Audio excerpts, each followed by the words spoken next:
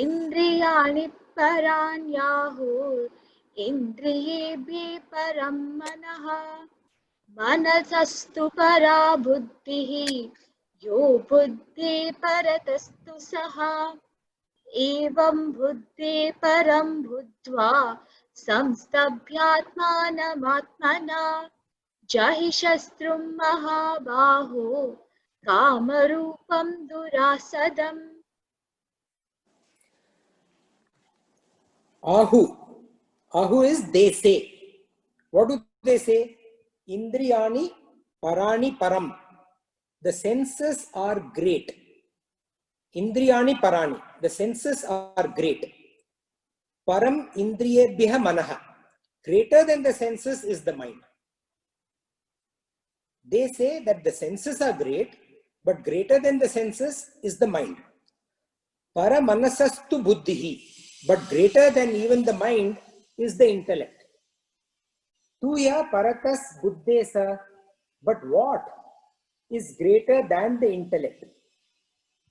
And sa here is that. That is what? This paro enemy, the desire.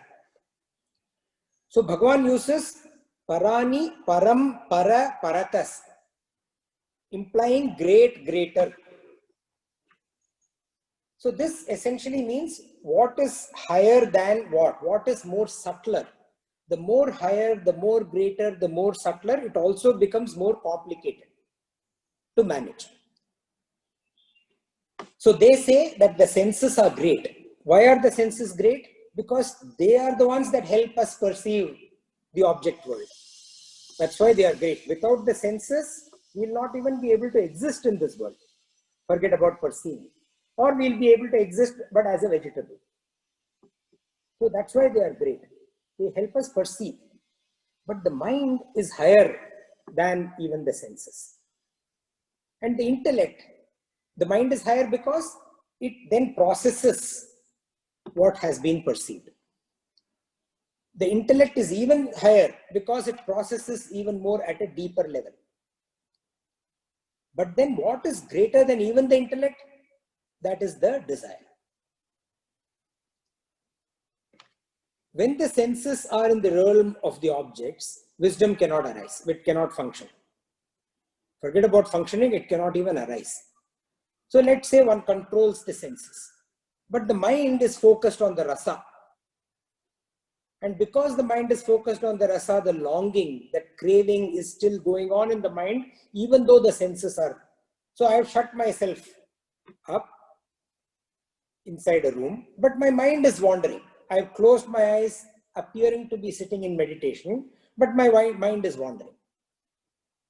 Remember the young monk who saved a young girl, and then the teacher was saying, even after 8 hours of walking, that what you did was wrong. The monk did what he had to do with samachara, with dedication, and moved on in life. But this older teacher's mind was still lingering on that action. The rasa was still in his mind. So the senses are controlled, but the mind is wandering in the longing.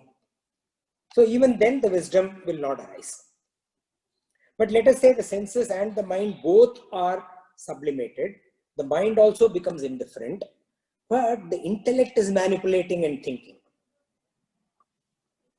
about the objects that are attached to the senses. When that happens, again, the wisdom is not going to arise.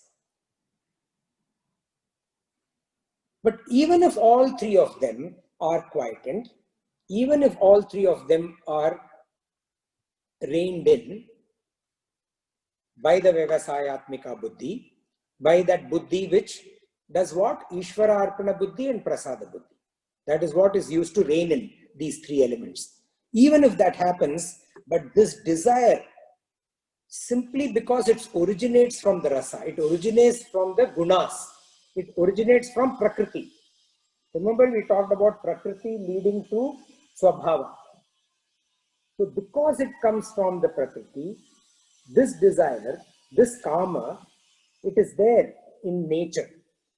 Because of that, wisdom cannot arise. Thus, Bhagavan says that this desire is even bigger than the senses, mind, and intellect, than all of them, as it is something which is born out of the gunas.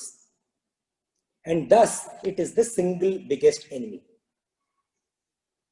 And then Bhagavan concludes by saying that now that you know what your single biggest enemy is, what should you do? Evam buddhe param buddhva. So thus, evam, having known, buddhva, that what is greater than the intellect? You know now what is greater than the intellect, the buddhi.